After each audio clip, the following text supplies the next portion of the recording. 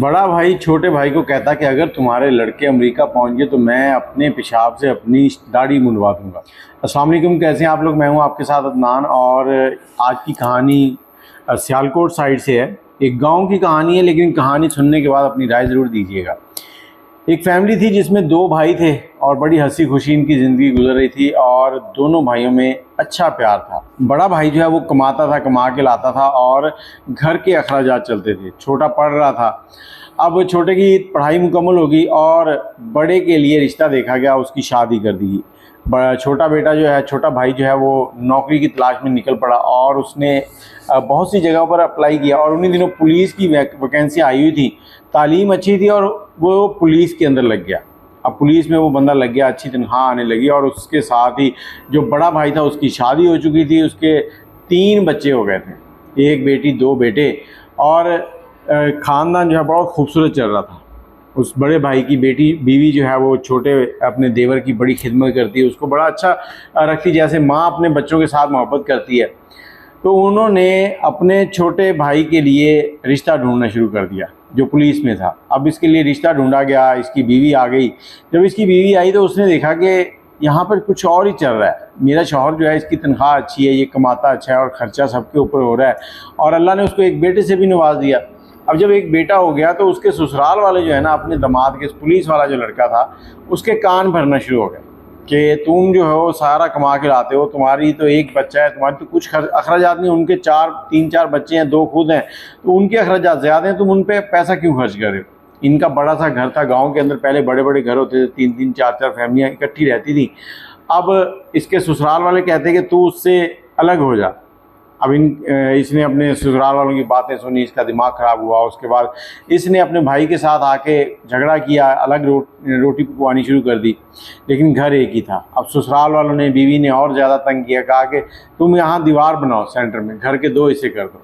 अब ये बीवी के पीछे, ससुराल के पीछे लगा हुआ था, भाई से झगड़ा किया, दीवार कर दी। अब जो बड़ा भाई था उसने कुछ जानवर ले लिए, इनकी कुछ ज़मीन भी थी, कोई 12-13 एकड़। अब जानवर ले लिए, अब ज़मीन भी अलग हो चुकी थी। उसने जानवर पालने शुरू कर दिए, चारा काश करना, जानवरों को डालना, दूध आता था वो सेल करता था, घर के अखराजात चल रहे थे। और इधर ये जो था, ये पुलिस से जब शाम को ड्यूटी से वापस आता तो अगर कभी देखता कि उसके जानवर बाहर नाले के साथ बंधे हुए हैं तो अपनी गाड़ी को तेज़ करके गुजारता और हारन भी बजाता। उससे क्या होता कि उसके जानवर जो है वो डर जाते, कई बार उसकी भैंस जो है वो नाले में गिर जाती, फिर परेशान होता, लोगों को बुलाता और उसे निकालता। अब उसके बच्चे अपने बाप से कहते कि अब्बा ये चाचा हमारे साथ इस तरह क्यों करता है। तो उसने कहा कोई बात नहीं, खैर है। अब वो कहता कि तुम ऐसे करो बेटा, मैं तुम लोगों से कह रहा हूँ कि तुम लोग पढ़ो, तुम अच्छी तालीम हासिल करो ताकि तुम लोगों को ये नौबत ना देखने को मिले। दोनों बच्चे पढ़ रहे थे। अब वो बच्चे जवान हुए तो अपने बाप से कहते हैं कि अब्बा हम चाहते हैं कि हम बाहर चले जाएं। उसके वालिद ने कहा कैसे। उन्होंने कहा जी इस तरह से लोग जाते हैं बाहर। वालिद ने अपनी जो ज़मीन थी उसमें से आधी ज़मीन 3-3.5 एकड़ जो है वो सेल करने के लिए लगा दी। अब सेल करने के लिए लगाई है, एक बंदे को सेल की है, अभी उसके बयान होने थे, लेकिन इसके भाई ने जाकर स्टे ले लिया। अब स्टे ले लिया, उसने कहा जी मेरी ज़मीन इस ज़मीन के साथ लगती है तो मैं ये ख़रीदूँगा। अब ये भाई उसके पास चला गया, अपने भाई के पास, और बच्चे साथ ही हैं। जाकर बात हुई तो उसने कहा जी देखो तुम बाहर बेच रहे हो, मैं ये ख़रीदूँगा और जो कीमत तुम्हें उधर से मिल रही है उससे 1 लाख रुपए कम दूंगा, नहीं तो स्टे चलता रहेगा। इसके बच्चों ने जाना था बाहर। वो बच्चे कहते चाचा हमारा मसला ये है कि हम अमेरिका जा रहे हैं, हमारे अखराजात इसमें हो जाने, हमें पैसों की ज़रूरत है, तो आप ऐसे ना करें।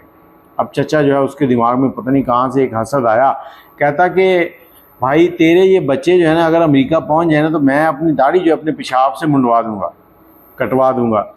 अब बच्चे खड़े हैं, बच्चे कहते चाचा तो हमारे बाप जैसा है, ऐसी बातें ना कर, कई बार बोल जो है वो पूरे हो जाते हैं, हम अमेरिका पहुंच जाएंगे फिर मसला ख़राब है, फिर आपको इधर लोगों के सामने क्या जवाब देंगे। वो कहता जाओ जाओ, जब पहुंचोगे तब देखेंगे। अब वो उसी रेट के ऊपर ज़मीन जो है इस अपने भाई से ख़रीद लेता है। इधर बच्चे जो हैं वो डंकी लगाते हैं और चल देते हैं। अब डंकी लगा के जा रहे हैं, कोई 16-17 दिन के बाद एक मुल्क के अंदर पहुंचते, वहाँ पता चलता है कि एक लड़के को गोली लग गई और वो बीमार है, ज़ख्मी है। तो इधर चाचा जो है वो कहता है कि देखा ना, मैंने कहा था ये नहीं जा सकते, जब पहुंचेंगे तब बताना, अभी तो बहुत सफ़र पड़ा है। इधर इसकी बीवी जो है उसने कहीं बापों के पास जाना, तवीज़ धागे करवाने के, इनके बच्चे जो हैं वो अमेरिका पहुंच ना जाए, नहीं तो बहुत बेइज्जती हो जाएगी, हमारा बच्चा इधर अकेला रह जाएगा, हम क्या कहेंगे लोगों को। हम तो पहले बड़े ठाठ से रहते थे, मेरा शौहर पुलिस में है, अब सारी कहानी चल रही है। उधर वो बच्चा जो है वो 2-3 महीने उधर रुकते हैं, उसके बाद वो सही हो जाता है, फिर दोनों भाई आगे निकलते हैं और बिलाखिर वो अमेरिका पहुंच जाते हैं। और इस सारे सफ़र में उनके तकरीबन 6 महीने लग गए थे। 6 महीने के बाद वहाँ पहुँचे, वहाँ पहुँचने के बाद उन्होंने पेपर्स के लिए अप्लाई किया, जैसे था वो सारा सेटअप हुआ और पैसे कमा के उन्होंने अपने बाप को भेजने शुरू कर दिए। अब बाप को पैसे भेजने शुरू किए, काफ़ी टाइम गुजर गया, अब बाप के पास अच्छी अमाउंट जमा हो गई, और दूसरी तरफ जो इनके चचा का बेटा था, बच्चों के चचा का, वो नशई हो गया। इधर बेटा नशई हो गया, उधर उसके बच्चे जो हैं वो अच्छे पैसे कमा के भेज रहे हैं। भाई ने अच्छी कोठी बना ली और इसके पास आया, कहता मैं अपनी ज़मीन खरीदना चाहता हूँ। इसको पैसों की ज़रूरत थी क्योंकि इसका बेटा जो है वो बीमार था, उसका इलाज भी करवाना था, और सारी जमा पूंजी जो है वो उड़ाए जा रहा था नशे के ऊपर। अब इसने कहा कि जितने में मैंने ख़रीदी थी उससे डबल पैसों में दूंगा। तो वो लड़कों के पास पैसे की कमी नहीं थी, उन्होंने पैसे दिए, अपने चचा से ज़मीन खरीद ली। अब अपनी ज़मीन भी खरीद ली, उसके बाद चचा ने जो उसकी अपनी ज़मीन थी वो भी बेचनी शुरू कर दी, वो भी उन्होंने ख़रीदी। और इधर इसकी बीवी जो है उसको कैंसर था, अब इसकी बीवी जो है उसकी डेथ हो जाती है, फिर बच्चा जो है वो भी नशे की वजह से इतना बीमार हो जाता है कि उसकी भी डेथ हो जाती है। और ये SHO साहब जो हैं ये अकेले रह जाते हैं, और अब भी इनको अकल नहीं आई कि अपने भाई से जाके माफ़ी मांग लें। हो सकता है कि उनकी कोई आह लगी हुई हो इसको। अब बीवी और बेटा जो है वो फौत हो चुके हैं। इधर इसके ससुराल वाले जो हैं उन्होंने कहा जी चलो लड़का अच्छा है, कमाता अच्छा है, पैसे खुले हैं, पुलिस में है, तो उन्होंने छोटी बेटी की शादी इससे कर दी। अब वो इस पुलिस वाले के साथ खुश नहीं थी, उसकी तो किसी और के साथ यारी लगी हुई थी। अब चंद दिन गुजरे, उसके बाद लड़की ने अपने बॉयफ्रेंड के साथ रब्ता किया, और उसके बाद उसने घर से कुछ सामान उठाया, पैसे जो भी थे, और उसके साथ भाग गई।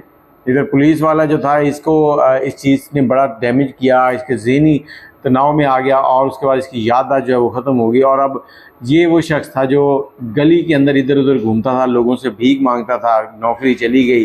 पागल बंदे को गवर्नमेंट भी नौकरी पे नहीं रखती, और लोगों ने इसका मजाक उड़ाना, बच्चों ने इसको पत्थर मारने, लेकिन इसको अकल नहीं आई। अब इसके भतीजे जो थे वो कुछ वक्त के बाद अमेरिका से पाकिस्तान आते हैं। जब आते हैं तो देखते हैं कि गली के अंदर जो शख्स एक नाली में गिरा पड़ा है वो उनका चचा है। वो दोनों बच्चे इसको उठाते हैं, इसके बाजू अपने कंधों पे रखते हैं और इसको लेके चल पड़ते हैं घर लेके गए, अपने बाप को कहा बा ये तेरा भाई है और कोई नहीं है, इसकी खिदमत करेंगे हम इसको तेरे बाद तेरी जगह पे रखते हैं, हम इसकी ऐसे कदर करते हैं। वो तो इसका भला हो जिसने उसको वो बड़े बोले, और हमने ठान ली कि हम जाएंगे अमेरिका, या हमें अमेरिका भेजने में इसी का हाथ है। बाकी अल्लाह ताला इसको माफ़ करे। और वो बच्चे फिर अपने चचा को अपने घर ले आते हैं, सारी ज़िंदगी उसकी खिदमत करते हैं और अपने बाप की खिदमत करते हैं। तो इस तरह से ये कहानी जो है मुकम्मल हुई। और कहते हैं कि आपके साथ जो हसद है ना वो सबसे पहले आपका शरीका करता है। तो लोगों की नज़रों से बचें। आपके पास कोई अच्छी अमाउंट है, आप अच्छा काम कर रहे हैं, तो लोगों को बताने से गुरेज करें। अब इस शख्स ने जो बड़ा बोला था कि अगर तुम लोग अमेरिका पहुंच गए तो मैं अपनी दाढ़ी अपने पेशाब से कटवाऊंगा, ये कितनी गलत बात थी। बाकी अपनी राय कमेंट में ज़रूर दीजिएगा। मुझे इजाज़त दें। अल्लाह हाफ़िज़।